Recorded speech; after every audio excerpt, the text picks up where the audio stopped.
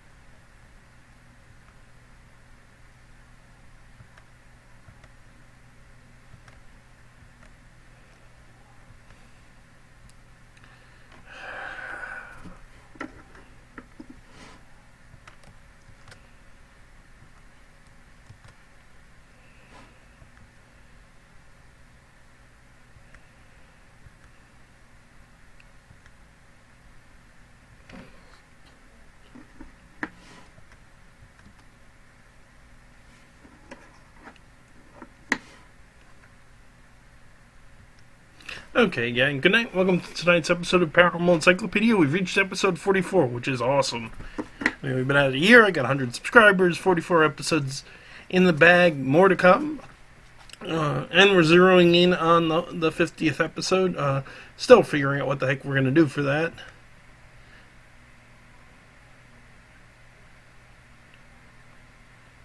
What sucks is the 50th episode is the week after Halloween. How perfect would it be if it was?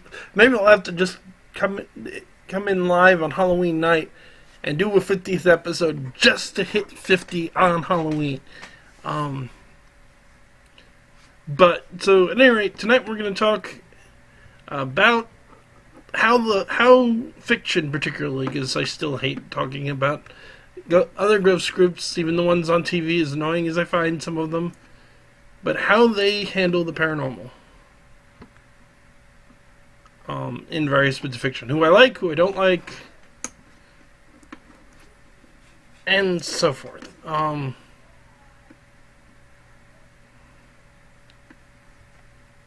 So far, nobody's listening. Okay. Okay, obviously, the paranormal has been big in fiction for a long time. I mean, the first ghosts... Well, the first fictional horror novel was... I'm not sure. I'm looking that up. Here we go.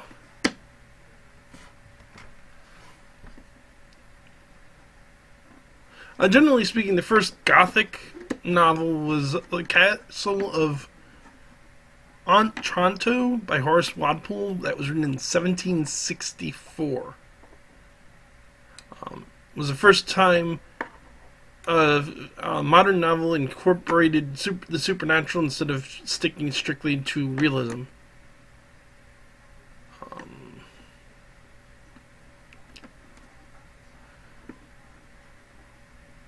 There's various opinions on that, but yeah, that would be the first one. Obviously, then the Gothic genre gets really going more in the 19th century with Mary Shelley, Edgar Allan Poe, Sharon Le Fanu, even Robert Louis Stevenson. I mean, everybody thinks of him as writing Treasure Island, but keep in mind he also wrote The Strange Case of Dr. Jekyll and Mr. Hyde, Bram Stoker, and it just keeps going. It's going uphill from there and downhill in certain ways. These days, you have plenty of, horror is everywhere. It's big business. On top of horror, and sometimes I think even better, you get modern what they call urban fantasy. Series like Jim Butcher's Dresden Files, Kim Harrison's Hollow series, what's her name?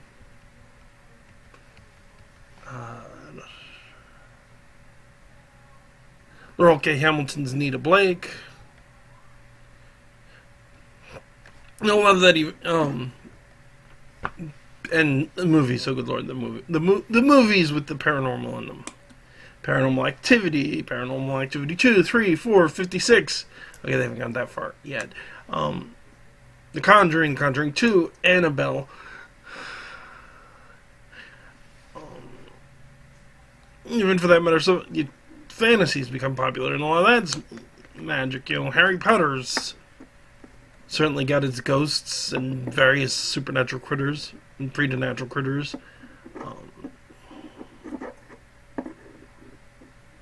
Where is everybody tonight? Usually I get a couple of people by now, and I only got one person out there.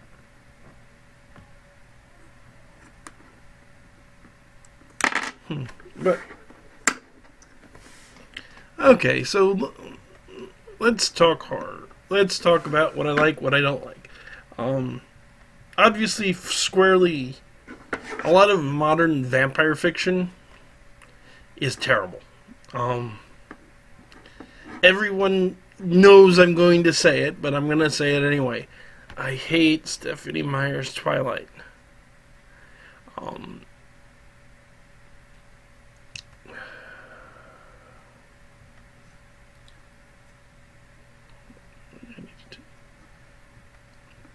But even more than that, unlike a lot of people who are actual vampire fans, I can't stand Anne Rice either. The entire outgrowth popularized by Rice, and it's important saying Anne Rice didn't revolutionize anything. The idea of vampire society, having a society comes in before her. Romantic vampires come in before her. Sympathetic vampires come in before her. There's nothing she did that was particularly new. She just was popular. And the thing that particularly bothers me is she was ignorant of the folklore. Or she was deliberately, by choice, ignoring folklore. As you probably all have figured out by now, I'm a big fan of folklore. I'm doing a whole side series about folklore. And she said more than once that she wasn't interested in it. And that irritates me, along with the fact that I just find her writing poor, her characters annoying, and this is not a rant about what I think of Anne Rice, for heaven's sakes.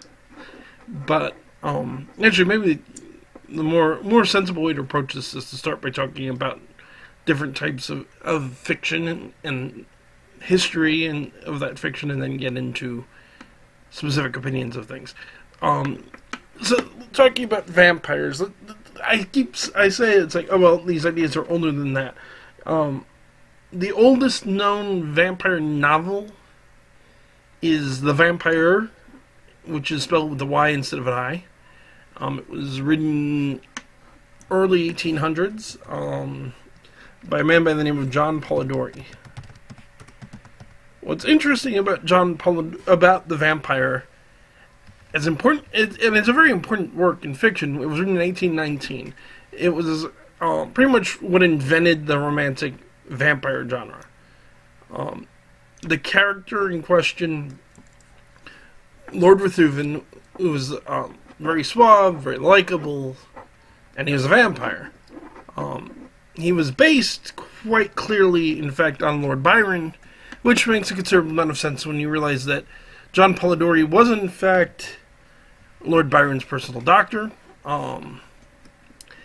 and it is a very interesting story in general. That what you have happening is in 18 what year was it?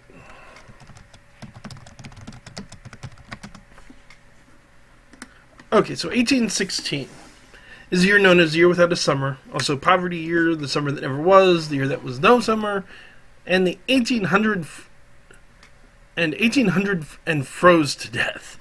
Because there's a giant climate cock-up all over the world that dropped temperatures by about 0.4 to 0.7 degrees Celsius, or if you prefer 0.7 to 1.3 Fahrenheit. Caused food shortages, storms. The weather was a total mess all summer long. Basically, the summer wasn't a summer. It was much colder, and the weather was much more erratic. It was caused because in 1815, the year before, Mount Tambora in the Dutch East Indies, which is the largest volcanic eruption in 1,300 years, and all the volcanic ash basically created almost a small ice age effect. But at any rate, all this sets up to a group of friends. The friends in question would be Lord Byron, the legendary Romantic era poet, who had written a number of vampiric-themed poems, and his good friend, Percy Shelley, another legendary romantic poem who had used some vampiric imagery, Lord Byron's doctor, John Polidori, and, of course, Mary Shelley. The four of them had decided to spend the summer together. Her name was originally Mary Wollstonecraft Goodwin, and at the time when she was with them in 1816, because she hadn't married Percy Shelley yet. Her mother was, of course, Mary Wollstonecraft, who, believe it or not, for those of you who don't know, and I always found this interesting, Mary Wollstonecraft herself was a very prominent writer and an early feminist. But anyway, the four friends got together, and the plan was they're going to do picnics, they're going to do boating, they're going to do various other things of that nature on Lake Geneva, where Lord Byron's mansion was. And they got rained out. Didn't work. So they needed something else to do. So one night, they're all together in the library. It was in May of 1816, to be specific.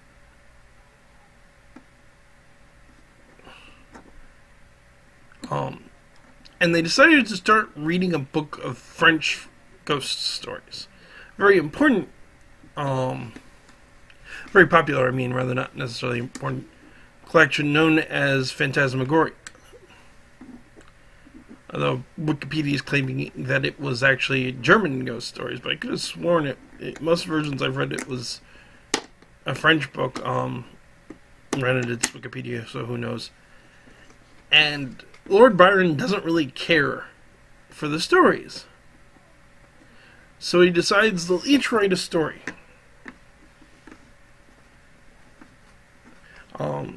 Lord Byron starts a novel, gets bored and never finishes it. He writes, basically it's known as fragment of a novel. It's the bare bones of a vampire story.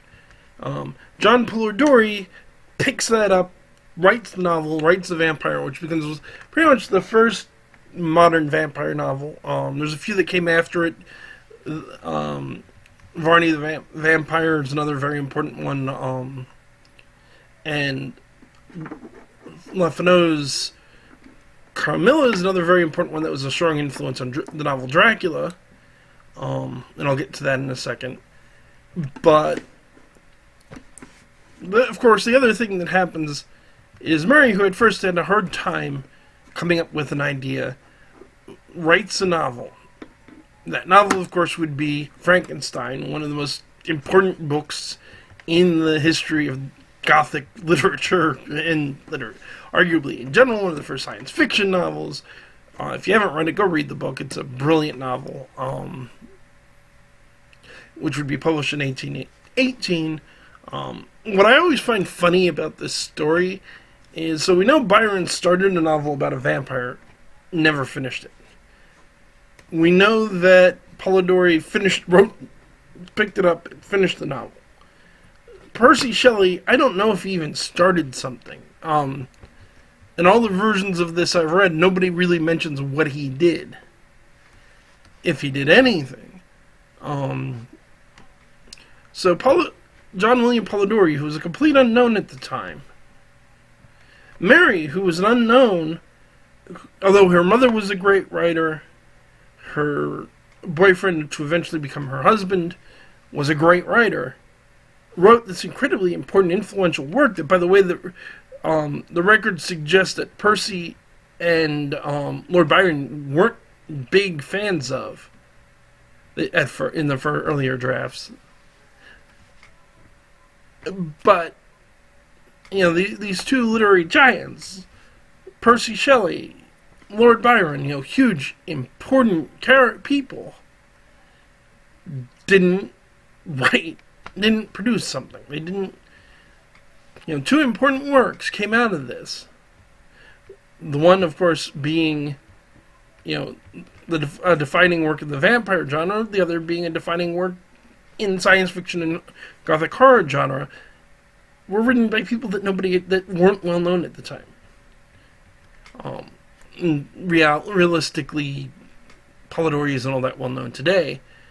His novel certainly hasn't been adapted as many times as Dracula. And the only thing that's been adapted as many times as the novel Dracula would be the Sherlock Holmes. Holmes is the only character who's shown up in more films than Dracula himself. That's how many times he turns up. If you didn't know.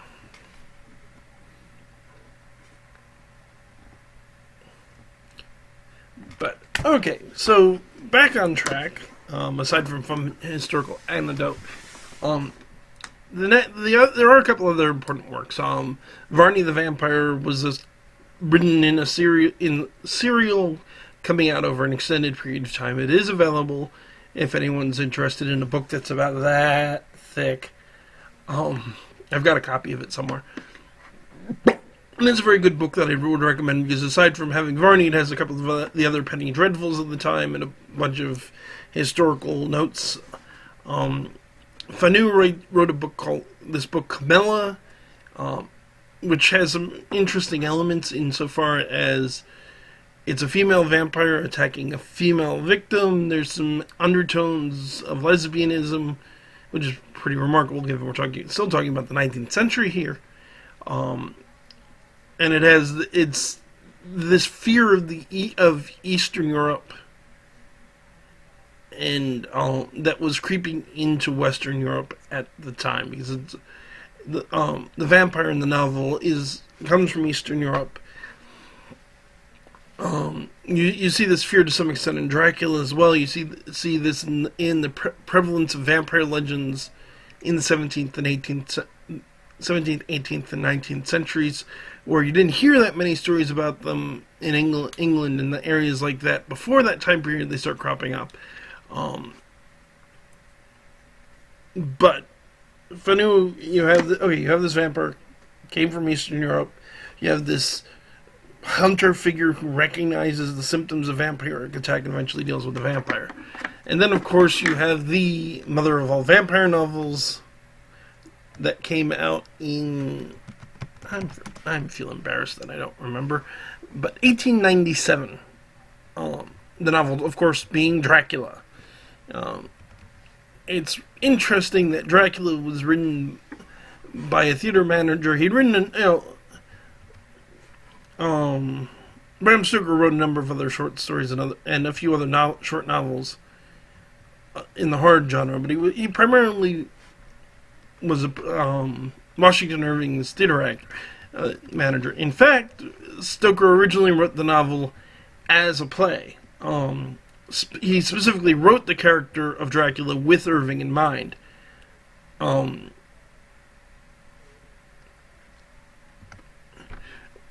ultimately the play was just too long, because there's now a play version of the novel Dracula. Many of the movies, like the original Bela Lugosi movie is based on the play, not the novel. To give you some perspective, if you want to see what the play that most people see is, that is generally shown, you can just watch Bram Stoker's, the one with Bela Lugosi, or go see it on the stage. If you want an idea of what the original play was, read the book. The original play was the book. It was that long, that complicated, that involved. Which is why it was ultimately turned into a novel. It was just too long. And, well, obviously, as I've just gone through, Stoker's hardly the first one to write about vampires. He's the one who really popularized it. He set most of what people think of as vampires. And pretty much everything that's come since has been influenced by him. What's really interesting here is that if you read Stoker's novel, and you know anything about its history, he clearly did a lot of research. He based Dracula on the folklore of the time. But he added some things, like in the folklore, vampires often change into wolves. Bats isn't so common. That's something that he added in, probably usually thought to be inspired by stories of vampire bats from South and Central America. Vampire bats are unique to South and Central America, so Europe really wasn't familiar with them, which is usually thought to be the reason that vampires aren't thought to turn into bats, although they're thought to turn into birds sometimes, and various other animals. But the stake through the heart, the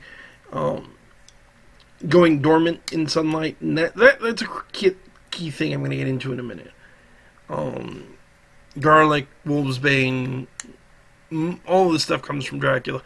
What I find interesting is a lot of people wanting to do something new and different deliberately set themselves apart from Dracula. One of the most common ways that they set themselves apart from Dracula is, of course, our vampires don't burst into flames in sunlight.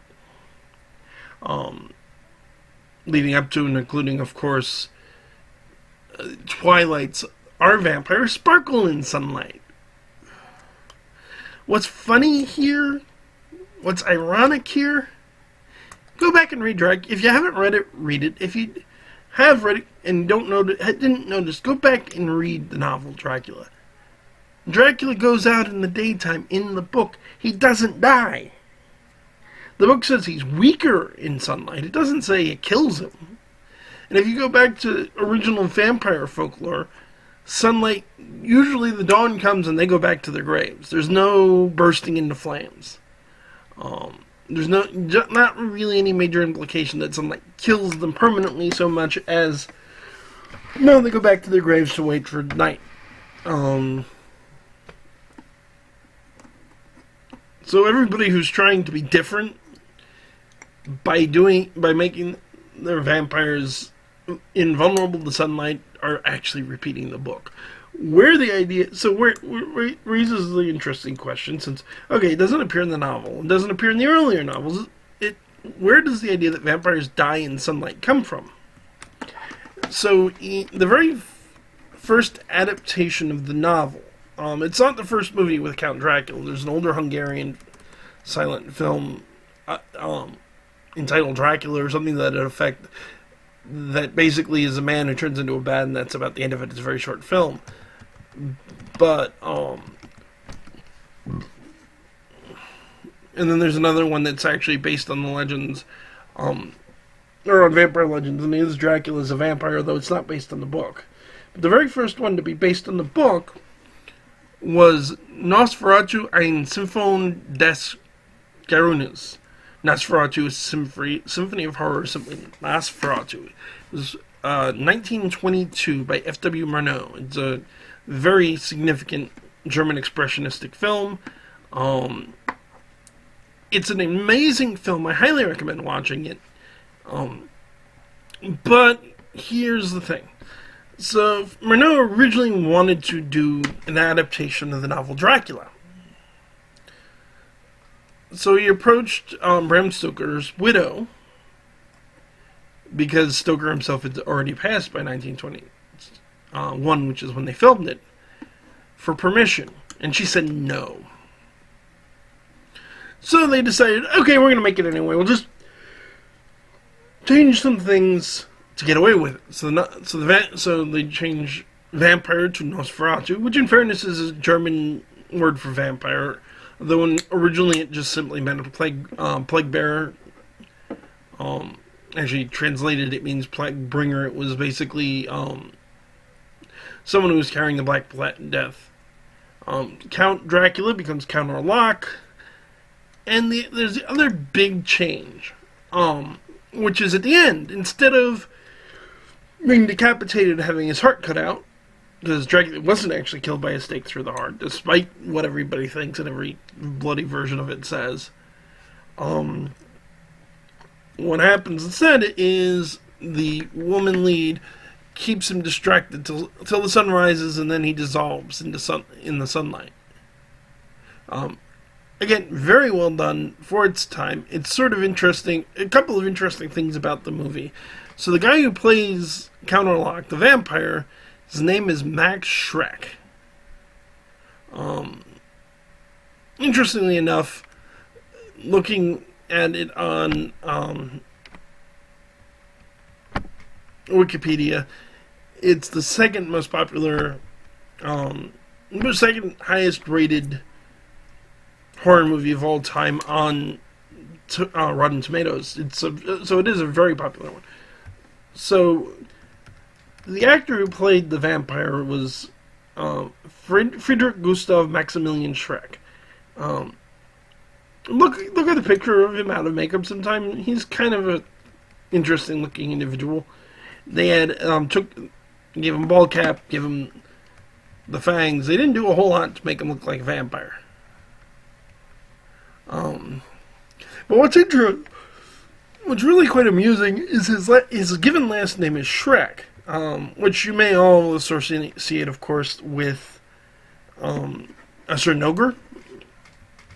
But the word Schreck in German means Führer. Now, this wasn't a stage name. It wasn't something he changed his name to later after starring in the movie or anything like that. That's his actual given name in German means fear. That's sort of awesome, in my opinion. And ultimately would lead to probably one of the inspirations for a movie called The Shadow of the Vampire.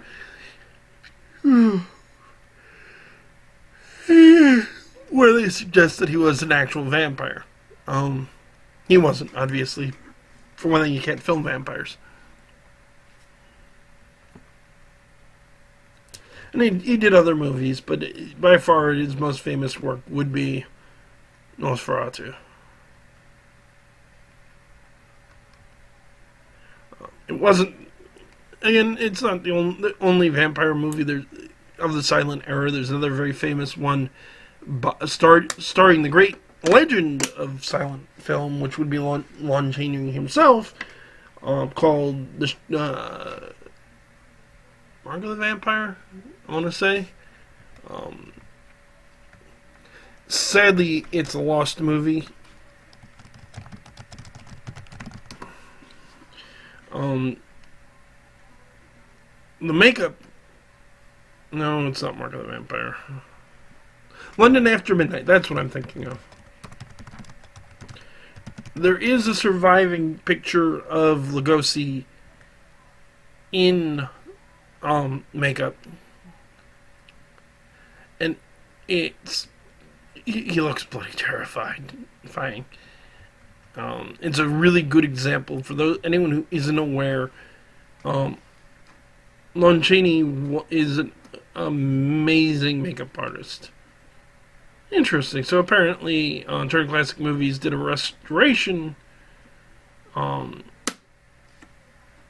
using still photographs. It's been released as part of the Lon Chaney Collection DVD set from Turner Classic Movies.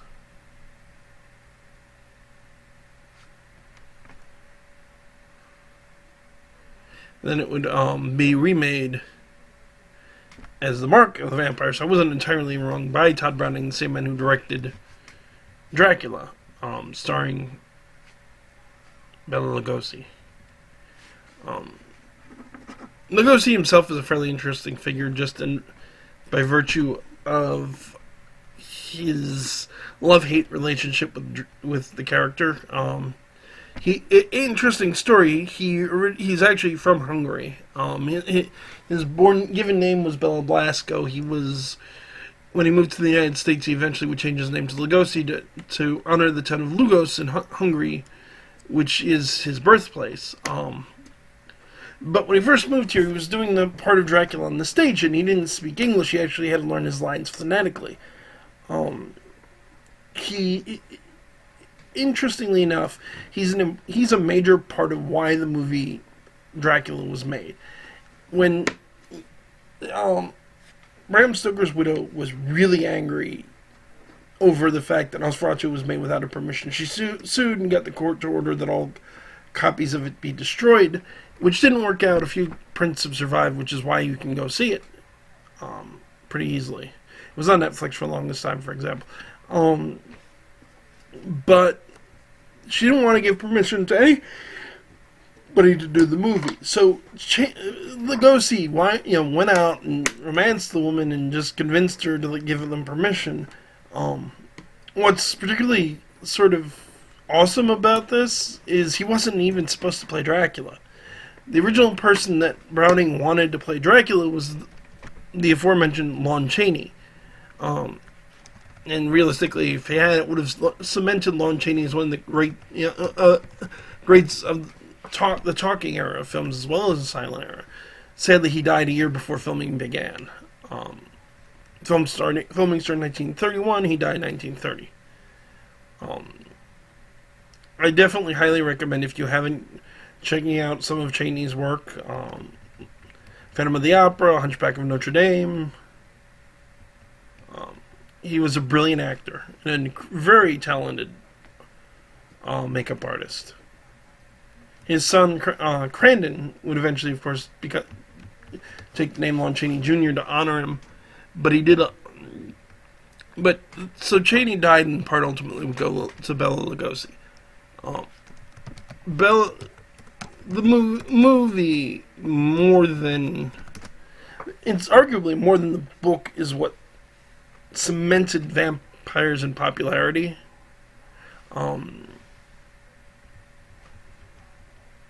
It's a I'm going to assume most of you have seen it, and it is a beautifully done movie. And it definitely shows that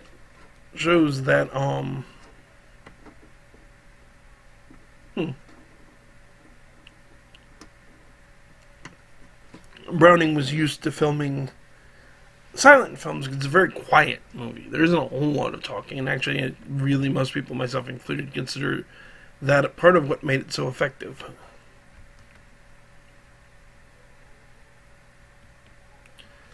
But again, it was based on the play. Other movies would be based on the play. Till finally in the 90s, what's his name? Francis Ford Coppola made Bram Stoker's Dracula, which is an attempt at a faithful reproduction of the book. How faithful it is goes up and down.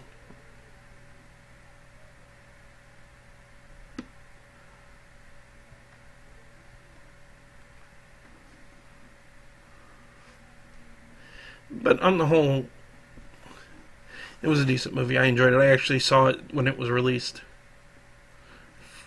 Say Friday the 13th, actually, which is the original Dracula was released on Valentine's Day. The one with Bela Lugosi, I should say, not the original, was released Valentine's Day and billed as the strangest love story ever told. Which is still a weird thing to call it. But the point I'm making, particularly with Lugosi, is that Lugosi, more than anything else, cemented the idea of the vampire as a romantic figure. A lot of women found him incredibly attractive. He commented that he got romantic letters from female fans pretty much to his dying day because of the role.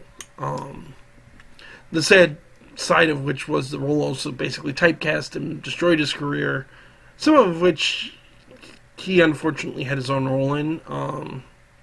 he was actually offered the part of the monster in the legendary, and of course the black and white version of Frankenstein, which is another very famous, well-known movie of the time. And he turned it down because he didn't think his fans would recognize him in all of the makeup. The sad thing is, if he had taken the role, it would have cemented his career forevermore. I mean, he would have been the two most iconic monsters of that era. He refused it, and of course it would go to Boris Karloff, who did a wonderful job with it and was a very talented actor in his own right. He went on to do a bunch of more movies. Pretty much always as a horror, as the villain. Murders of the Rue Morgue, The Raven, Son of Frankenstein, White Zombie. The accent also had a lot to do with it.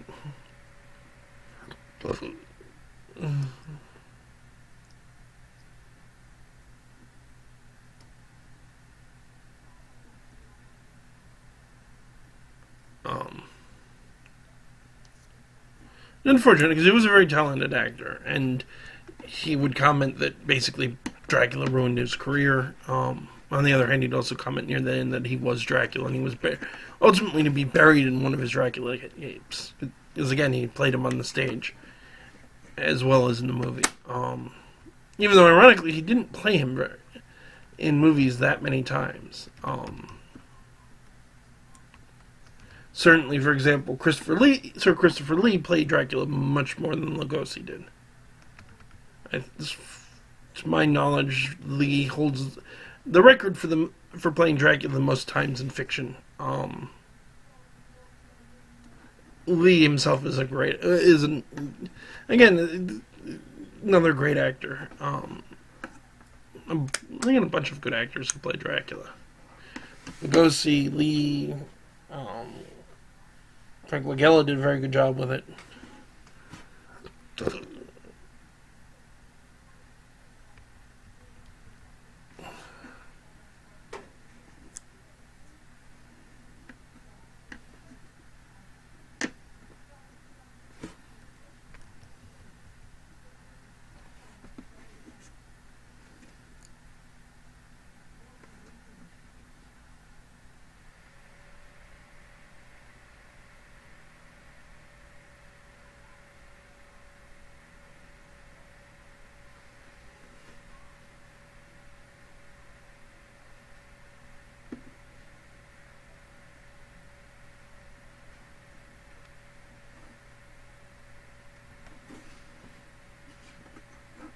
Man, where is everybody tonight?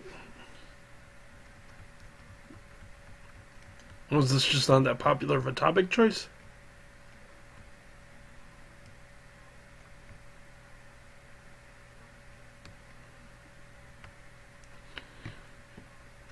Alright, so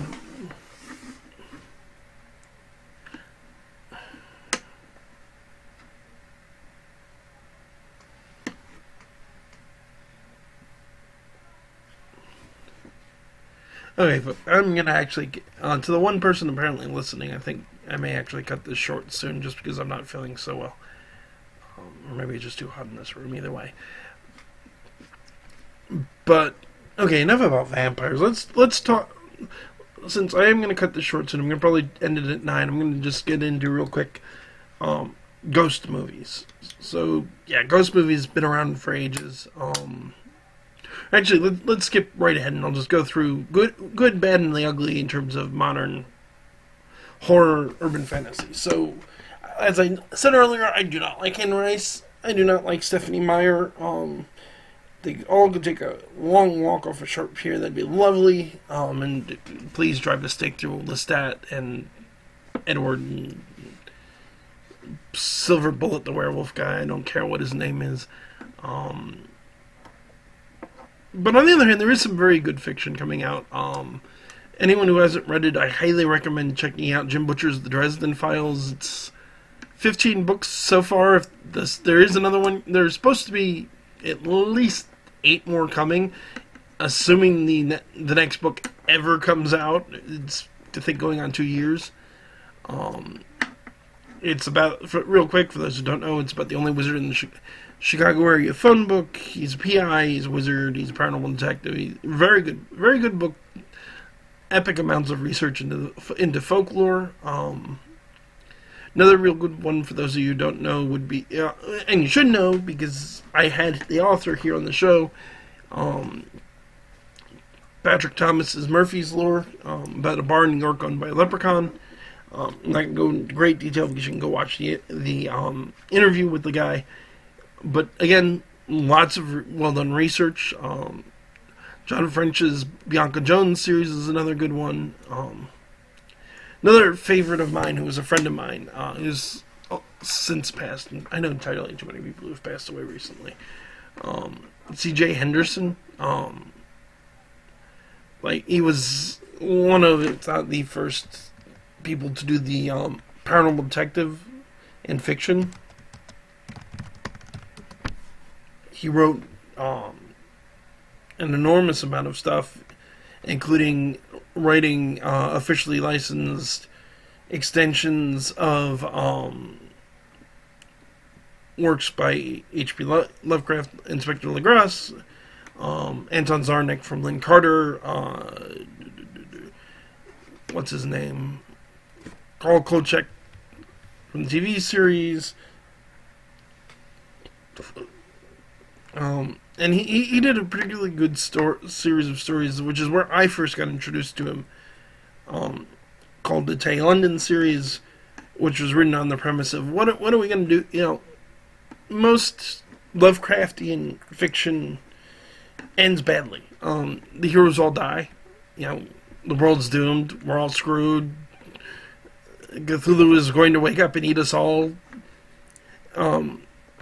His impression and what he was looking at for it was, it's like, he didn't like it. He wanted if we're going to die, let's at least go down swinging, leading to him pitting first Jack Hagee, who's a prominent hard-boiled detective he had already written about, against Lovecraftian type horrors, which ended very badly, which led to him creating a new character, which would be Teddy London. And from there he went on and did vampires, he did werewolves, he did the devil, he did all these other stories. He did a very good series that has since unfortunately won't continue because he's passed, about Pierce Knight, who's the curator for the Brooklyn Museum, as well as being a wizard in a sort of Indiana Jones-esque character.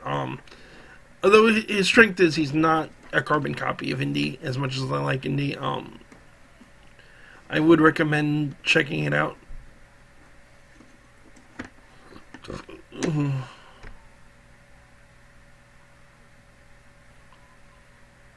And the thing is, I'm a huge fan of fiction, of myth and folklore, obviously.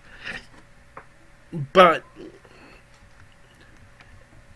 I don't mind stories. CJ does a lot of stories that don't incorporate folklore, or take the vampire and just does his own thing with it. Some of John French's books do that, but at least write a good story. Particularly, what always bothers me is these days vampires are these suave, debonair, angsty, I'm a monster, I feel so bad about being a monster. Whereas in the original folklore and Dracula and the earlier books, no, they're monsters, and they're not ashamed of being monsters. And I've always missed that. CJ's vampires are not angst, guilt-ridden, how horrible it is I have to do this. I don't want to go into how they work, because I think it's a bit of a spoiler for what's a really interesting reveal. But yeah, things that are not there would be the first book in the Tay London series. Here They Be Monsters would be the first collection of the Bianca Jones short stories by John French. Stormfront's the first book in the Dresden Files.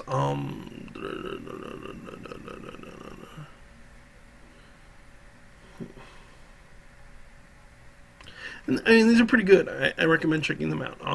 Movie-wise, as popular as Paranormal is in the movies, so many people screw it up. The first Paranormal Activity was very good, although I prefer the original ending, because the one that was prominent in theaters and is better known, where she just runs off, is sequel bait. I've heard mixed things about the later ones. The first Conjuring was a very, very good movie. If you haven't seen it, go see it. Or go run it, I should say, since it's out of theaters. The original Amityville Horror was very good. And it's definitely a thing lately that they're trying to do movies based on true stories. Amityville Horror, of course, was one of the first examples in the 1970s. And at some point I'm probably going to go talk about Amityville, the actual case. I did once, but I'll get into greater detail. Just because everybody keeps saying, oh, everybody talks about Amityville, it's a President hoax. No, it's not. The Conjuring was based on a true story. Annabelle. Okay, I'm going to talk about Annabelle real quick. So they did a spin-off film from The Conjuring called Annabelle, which is drawn from the actual Warren's case with the doll. If you want to see what actually happened in the Annabelle case, just watch the original Conjuring. That's what actually happened. That's pretty close to exactly what actually happened. There's a little more that they left out. You can read the novel Demonology to get the rest of the details. The movie Annabelle is just bad. Set aside that they made the whole thing up. As my fiance keeps saying about it, and I agree wholeheartedly, the ending of the movie not only is wrong, but basically contradicts the point of the first Conjuring, contradicts core tenets of Christianity, because in the first Conjuring, love saves the day, and it's love is central, which is, Christianity, faith, the three great gifts God gave us, faith, hope, and love, and the greatest is love. And there's a whole chapter in 1 Corinthians about the importance of love. And in Annabelle, love's a bad thing. Love's kind of what causes the mess to begin with. I really am not a fan of that movie. The second Conjuring was pretty good. It had its problems. You can see a reaction video with Drew, Amisha, and I driving back from seeing it, in point of fact. This we saw it in the drive-in. I think there is a third Conjuring coming out. I don't know anything about that yet. Although I'll go see it when it hits. And I think I'm going to wrap it up. There's certainly more I could say, and I'll probably revisit this sometime in the future. But I'm really not feeling well right now, and I need to lay down because I do have to work tonight. Sorry for cutting it short. At least if you haven't seen it, check it out. There is a new story up for Forgotten Fairy Tales, which is the story of the Coquí frog in Puerto Rico. I will be getting more out this week. And then we will have another episode on Sunday night as usual. Hopefully, that should be longer than this. Sorry I've been a little all over the place tonight, and sorry for cutting it short. I'm just not feeling well. Have a good night, everybody, and I'll see you next week.